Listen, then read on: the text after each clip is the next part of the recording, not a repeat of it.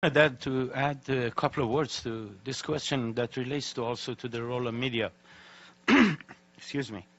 One thing that the media tries to present the Syrian situation as is whether it's a litmus test between those who support President Assad and those who oppose it.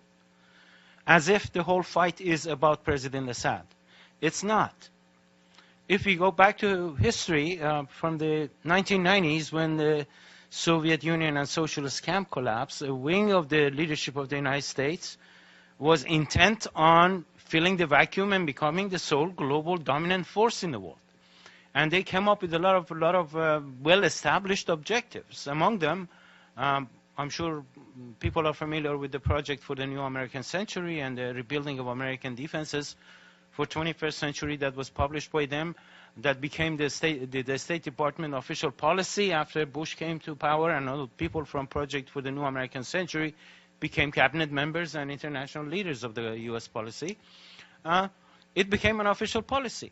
And among the factors that they mentioned that the U.S. has to do in order to maintain its absolute dominance over the globe was two things. One, making it impossible for another rival like Soviet Union emerges on the scene, which now, according to them, is the potential rival will be China, and the 21st century will be confrontation with China and reorientation of U.S. forces toward China. That is one.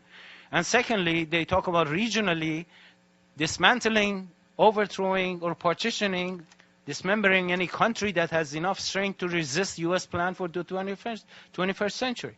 And they list many of those countries, including the ones that the U.S. is going right now through one by one. Went through Iraq, went through Libya, went through Syria, going through Syria. Probably the next target is going to be Iran and Hezbollah, right? All of them are mentioned in that document.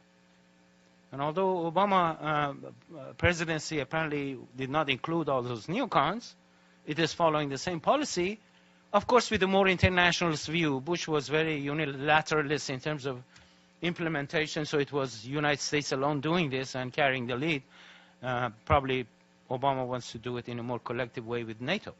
But the objective is still the same, and they're pursuing it. And let us not forget that the precondition for making such a thing happen and implementing this general policy requires total support of the media for demonization of the leaders that they want to bring down. And the media has played that role consistently from the beginning.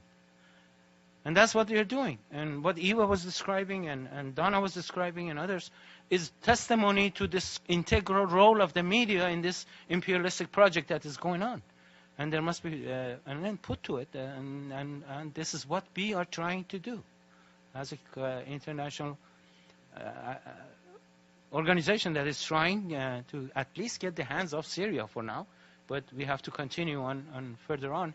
And we are very happy, once again, I would like to repeat that Congresswoman Gabbard has introduced this bill that really puts this on the agenda of ending funding for all terrorist activities that are being supported by the United States. And we call upon the whole world peace movement to really support such a campaign.